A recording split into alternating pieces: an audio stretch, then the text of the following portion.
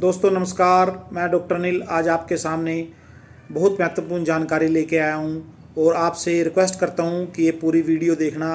इसमें आपको बहुत महत्वपूर्ण जानकारी मिलेगी जिससे आप अपने दान की सिद्धि बिजाई को सक्सेसफुल बना सकते हो। बहुत सारे लोग कहते हैं कि दान की सिद्धि बिजाई सक्सेसफुल नहीं है, लेकिन जो लोग करते हैं वो कहते हैं बहुत सक्सेसफुल है, क्योंकि उन्होंने तजर्बा किया होता है। तजर्बा किस बात का किया होता है? जानकारी जो भी वो लेते हैं उसको पूरा इम्प्लीमेंट अपने खेत में करते हैं, इसीलिए से उनका तजर्बा बहुत अच्छा हो जाता है और वो सक्सेसफुल रहते हैं। तो हम अपनी ज़्यादा बातें ना करते हुए अपनी जानकारी स्टार्ट करते हैं।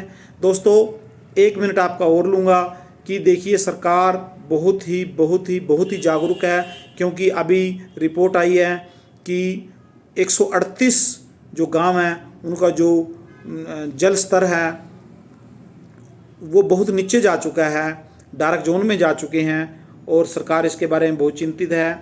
तो आप लोगों को सरकार का साथ देना चाहिए, क्योंकि पानी की किल्लत बढ़ती जा रही है। दोस्तों हर दिन, हर 6 महीने बाद, हर साल मीटरों के हिसाब से चौवा नीचे जा रहा है। तो दोस्तों दान की सिद्धि बिजाई इसका एक विकल्प है, इससे हम अच्छा पानी बचा सकते हैं। तो चलो अपनी वीडियो की शुरुआत करते हैं। तो दान की सिद्धि बिजाई के लिए किन किन बातों का ध्यान रखना चाहिए? तो दोस्तों सबसे पहले हमें कंप्यूटर गोड़ी अपने खेत में बहुत ज़रूर लगानी चाहिए, क्योंकि कंप्यूटर गोड़ी लगाने के बाद खेत समतल हो जाता है, जिससे हम जो बिजाई करते हैं वो उसका जर्मिनेशन अच्छी तरह से होता है।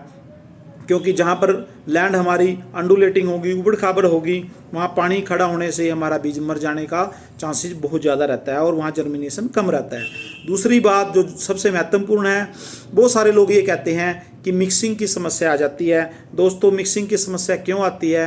क्योंकि बहुत सारे फार्मरों को पता नहीं होता कि हमने पिछले साल अपने खेत में कौन सा बीज लगाया था। यदि आप ब्रीक बीज लगाते हो और इस साल मोटा बिजाई करते हो तो पिछले साल वाला ब्रीक बीज उग जाता है, या पिछले साल आपने मोटा लगाया, आपके साल आप ब्रीक बीज लगाते हैं तो पिछले साल वाला मोटा बीज उग जाता है, तो मिक्सिंग की समस्या आ जाती है। इसलिए हमेशा उसी खेत में वही बीज लगाएं। यदि आपने मोटा लगाया है तो मोटा लगाएं, यदि आपने पिछले साल ब्रीक लगाया है तो ब्रीक लगाएं। यदि आप चेंज करना चाहते हो तो दोस्तों कंप्यूटर गोड़ी लगाने के बाद जब आप पानी लगाते हो तो हल्की हल्की जुताई कर लें, ताकि वो जो जर्मिनेशन है वो सारा ख़त्म हो जाए। या आप उसका मिराई कत्तर का स्प्रे भी कर सकते हैं, ताकि वो एकदम से सूख जाए। तो हमेशा बिजाई आपने शाम के टाइम करनी है खेत में, बत्तर में, क्योंकि यदि आप दिन में बिजाई करते हैं तो जो नमी होती है खेत की वो सारी उड़ जाती है। गर्मी बहुत ज़्यादा होती है, टेम्परेचर बहुत ज़्यादा होता है, 40 डिग्री से ऊपर टेम्परेचर होता है। तो आपने शाम के टाइम बिजाई करनी है। और दोस्तों सबसे खुशी की बात यह है कि अभी जो DSR की मशीनें हैं उसके साथ स्प्रे का टैंक भी साथ में लगा हुआ है, वो स्प्रे भी साथ के साथ करता रहता है। शाम के टाइम स्प्रे इसलिए करना है क्योंकि यदि ये स्प्रे दिन में किया जाए तो ये गर्मी की वजह से काम नहीं करता, ये सब गैस बन के उड़ जाता है। तो इसीलिए आपने शाम के टाइम स्प्रे करना है। स्प्रे करने के बाद आप 1 वीक, 10 दिन, 15 दिन, 21 दिन तक भी पानी ना लगाए तब भी आपको कोई दिक्कत नहीं है। तो कम से कम 10 दिन से ऊपर तो हो जाए पानी लगाने में, वो ज़्यादा बेटर रहता है, क्योंकि उस दवाई का रिजल्ट अच्छे से आपको मिलता है। तो आप कम से कम 10 दिन तो पानी बिल्कुल ना लगाएं, और उसके बाद फिर हल्का हल्का पानी लगाओगे तो वो हफ्ते 10 दिन में सारी बाहर आ जाएगी। आपको घबराना नहीं है, क्योंकि शुरू में दिल नहीं लगता खेत में। धीरे धीरे आप जब देखोगे जर्मिनेशन हो जाएगा लाइनिंग में, तो आपका दिल बहुत अच्छे से लगेगा। तो दोस्तों इस बात का आपने ध्यान रखना है, कंप्यूटर गोड़ी लगी होनी चाहिए और उसी खेत में उसी बीज को लगाएं जो पिछले साल आपने लगाया था। तो दोस्तों उसके बाद आपने एक बात का और ध्यान रखना है, हमारी एक दवाई आती है नोमनी गोल्ड। बर्टा सामक वगैरह जब भी अपने खेत में हो तो 2 से 3 पत्ती का हो जाए तभी आपने स्प्रे करना है। जब आपकी 20 दिन हो जाएं लगाई को, बीज बोए को, तो 20 दिन के बाद या 2 से 3 पत्ती का आपका बर्टा सामक हो, तब आपने नोमनी गोल्ड का स्प्रे करना है 120 ml प्रति एकड़ के हिसाब से।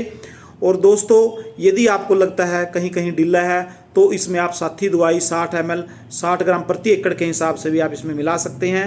और यदि ढीला केला है तब आपने साथी नहीं करनी है, तब आपने काउंसिल एक्टिव आती है 90 ग्राम प्रति एकड़ के हिसाब से उसकी डोज है वो करती है, और वो भी 2 पत्ती का डिल्ला जो होता है पूरी तरह से वो अच्छे से कंट्रोल कर लेती है, बिल्कुल जड़ तक उसको ख़त्म कर देती है।